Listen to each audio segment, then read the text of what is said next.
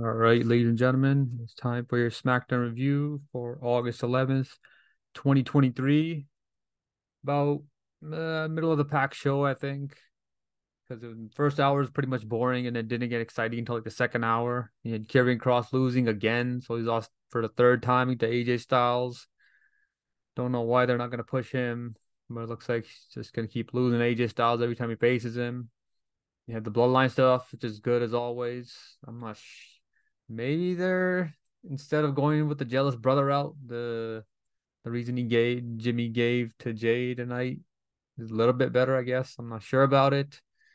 You had Rey Mysterio winning the US title. That was a shocker. Didn't see that coming. And then you had the return of Edge. Anytime Edge is on the show is pretty good. It's one of my favorites. A surprise entrance from Edge. So yeah, it was all right. Decent show tonight. All right. First up, we had Charlotte Flair versus Asuka. Damage Control shows up and just beats them all up, and that was pretty much it. Didn't really care about that. Backstage, Santos got an interview. He says he feels confident. He says he's got Austin Theory's number, and then out of nowhere, Austin Theory attacks him. And then so Austin Theory leaves because the refs show up and they pretty much get him out. And then LWO shows up to look at what happened to Santos. And that was it for that. And we got a vignette on the Titantron. Karrion Kross and Scarlett. It says it's time to take things to another level. It says AJ, show me the importance of brotherhood. A prophet is nothing without his disciples. Soon you'll see. And then there was an Edge vignette. He was like saying the words for his theme song, but he wasn't singing them. He was like saying them, and it was just a cool vignette video package or whatever. And then Santos is in the trainer's room, but just getting checked on his knee. And that was it for that. And we got AJ Styles versus Karrion Kross. AJ hit a drop kick, and AJ applied a submission right there in the photo. He like had his legs twisted up, and then he went backwards and grabbed Karrion Kross's jaw and neck area, and then he let go of it. Kross hit a back body drop. And then Karrion Kross Irish whipped AJ into the corner. It looked like when he went into the corner, his head like went into the metal pole, the top of the metal pole. Doesn't look like he got hurt though, but because he had his hand in front of his head, so it might have protected it from absorbing the shot. And then AJ hit a clothesline on Karrion Kross, sending him over the top rope. And then AJ Styles, he was like running on the apron. I think he was trying to kick him or something. Karrion Kross caught him, and then he took him to the near the announce table, and he did a Death Valley driver on the announce table. Back for a commercial break. AJ Styles went for the phenomenal forearm. Karrion Kross caught him, and then he pretty much turned him into a sleeper hold. AJ Styles fought out of it, and then AJ Styles hit a 450 springboard, and then he goes for the cover. Scarlett puts Cross's foot on the rope, and then that Meechin girl, she was with AJ. She got all pissed off and stuff, and then Scarlett punched her, and then a few seconds later, Scarlett like stood up on the apron, and AJ Styles was going for the Styles Clash. And then Meechin pulled her down and tossed Scarlett over the announce table. And then AJ Styles hit the Styles Clash for the win. So this isn't. I don't know. I don't know what they're gonna do with Karrion Kross, man. He could be a big star for them, but I guess WWE does. They just don't want to push him. Doesn't make no sense to me because he could. All he needs to get some wins though. Because if he keeps doing all these vignettes and backstage segments and he just keeps talking and talking and he keeps losing, no one's gonna care, man. He's good character. He's good promos. He always has like backstage vignettes and like backstage segments. He never does segments in the ring Gotta do some segments in the ring to build up whoever he's feuding with, man. But yeah, I think Karrion Kross should start getting a push soon, or at least get him some wins, man. He keeps losing. Next up we got Ray and with Austin Theory backstage. He says he's not gonna get to defend his title, and then Rey Mysterio pops out of the trainer's room. He says, "Don't worry about Santos," and then I don't know what he said. He said something to him. Couldn't really hear what he was saying, and then yeah, that was it. Somebody held one of the producers or trainers held Ray back or whatever because he got pissed off what he said. All right, next up we got Edge surprise return out of nowhere. Always cool to see Edge. He says, "Oh, I know what you guys are thinking. What are you doing here, Edge? You weren't even advertised. It's been so long since we've seen each other." He wants to have a match next week. He wants to face a man that he has never faced one-on-one before, given all the time we have spent in this company. He says that is Sheamus. He says we have a lot of history together that you don't know about. Sheamus is the reason I'm standing in this ring. He got me thinking I can do this again after 9 years being retired. And then Sheamus talked to Edge. He's like, "Oh, let's do a Celtic Warrior workout." So they went mountain biking, and Edge was thinking, "Oh, maybe he'll wipe out," but he didn't. He says, "I did." He said he was going 20 miles per hour, jumped downhill, and then he looked at the camera and said, "People are gonna see this and say, why can't he wrestle?" And then he says that's when the light bulb went on in his head. And fast forward to the 2020 Royal Rumble. He says he needed to find out if he was really ready. So he called Sheamus up. He went to Edge's house, stayed in his apartment, and he became part of his extended family. And then he says we got in the ring and destroyed each other. Realized I was ready, and then Sheamus he comes out with the Brawling Brutes. And then Sheamus says, "Hey, show the footage for that from that mountain biking." So they show the footage.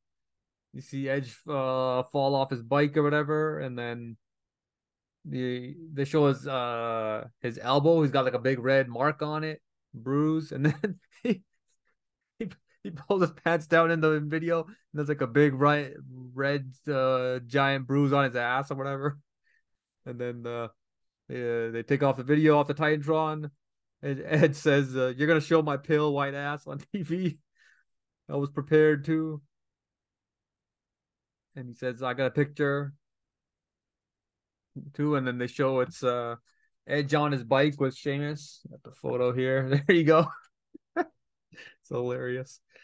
It's got his Edge is on his mountain bike, and then Sheamus is on Edge's daughter's bike with her helmet on his head.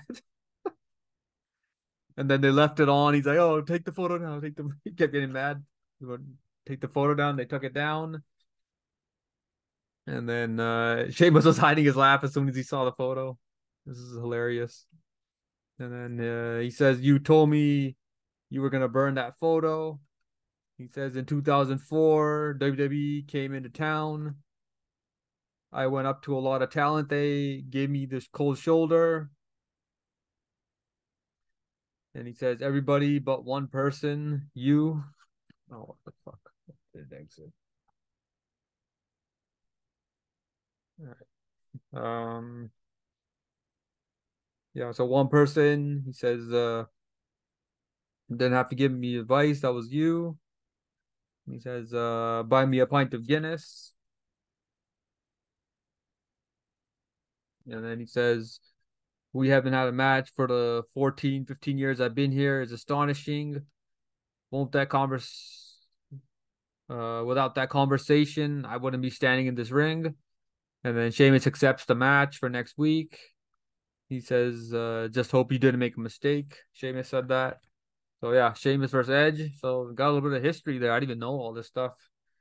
Got a bit of a story here from their past when Edge was trying to get back in to wrestling 9 years later, or during the 9 years that he was out. So this is kind of cool. Got a bit of a backstory here. It's not just another random match. There's actually a story, so it makes sense. All right, next up we got LA Knight versus Top Dollar. LA Knight wins with the BFT. Match went like a few minutes. And then the only good thing was, or not really good, it was bad. Michael Cole started rapping again on commentary. Just whatever, man. I think he's beaten LA Knight's beaten Top Dollar like 3 times now, 4 times. Got to get into a feud with somebody. All right, next up we got Bobby Lashley with the Street Profits, looking clean with their suits. Bobby Lashley says this is a celebration of endless possibilities. They say the saddest thing in life is untapped potential. When I look at the two of you, I see a ton of talent. He says last week, how'd that feel? And then Montez Ford says, job's not finished. Lashley says, think about what we can do together. Control championship gold. Montez Ford says the sky is the limit. And then they just drink their, is that wine or whatever that is in the glasses there? And then Lashley says SmackDown is ready for some new blood to run this place. So slowly they're building up a new faction on SmackDown. Hopefully they get in a match now, maybe next week or the week after. But I like what they're doing so far with Lashley and the Street Profits. Trying to build up the Street Profits. Try to get in the main event scene, I guess. That's good for good on Lashley. All right, next up we got. It was supposed to be Santos versus Austin Theory, but during his entrance, Austin Theory he jumped Santos for a second time tonight, so he beat him up again.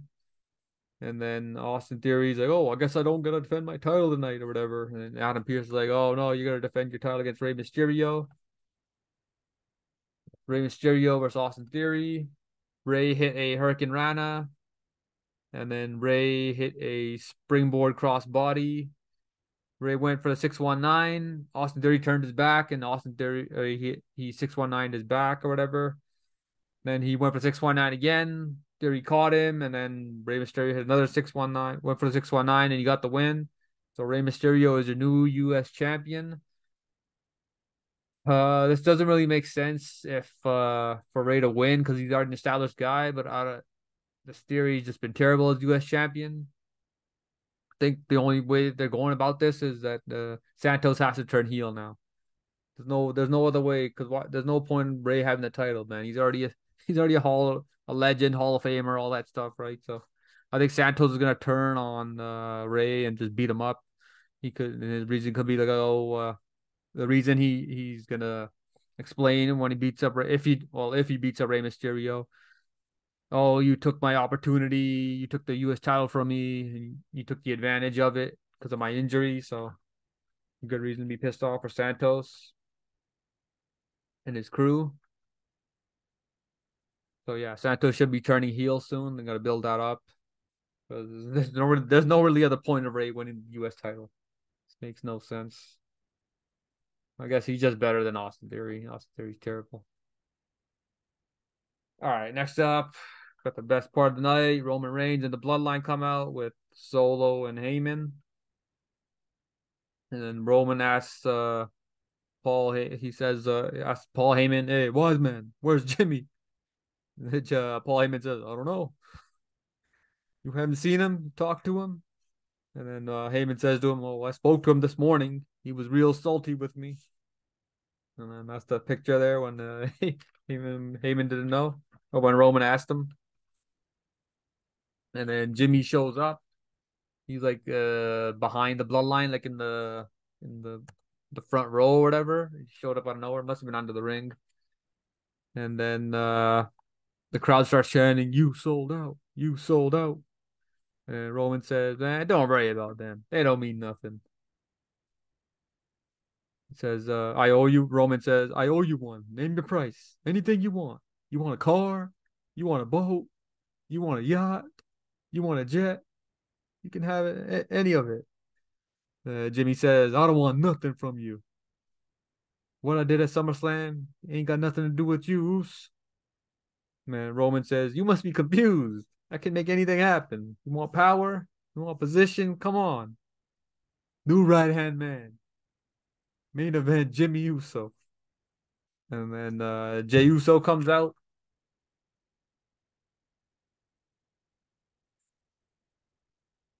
Yeah, so Jey Uso comes out. He just yanks the mic out of Jimmy's hand. And he says, I'm about to throw 37 years down the drain, Uso. If you don't tell me why you did it. And then he hands the mic back to Jimmy. He says, I did what I did at SummerSlam because I loved you, Uso, not because of jealousy. He was afraid to lose you. If you would have beat Uso at SummerSlam and became tribal chief, then what? What happens to the Usos? Not only would you have become tribal chief, you would have inherited some power like him. Then he points at Roman. He's corrupted. He's corrupt. He's been playing us. I would never been able to live if I let you become egotistical, manipulative, and an asshole like Roman Reigns. And the crowd started chanting, asshole, asshole. He says, I wanted to tell you to your face. It was because I love you. If you want to kick my face off, 37 years of pain, give it to me. And then he just stands there waiting for a super kick. Jey Uso, he turned his back on him. And then Jimmy walked beside him, go side by side. And then Jey turned his back again. And then Jimmy walked out of the ring. And Roman Solo and Paul Heyman, they're all like in the corner of the ring. Roman starts laughing. He says, if there wasn't a perfect time for I told you so, you're going to mess this whole thing up because you're a stupid hothead. You think you're with your emotions. You don't know what you're doing. It's not about you and your brother. This is only about one thing.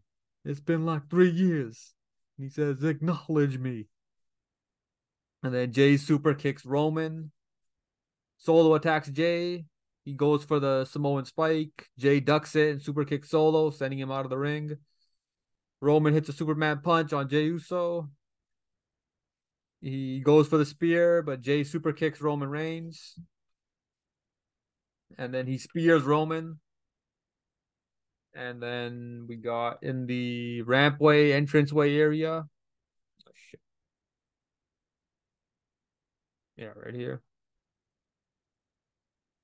We got Jey says to Jimmy, hold on, Oos.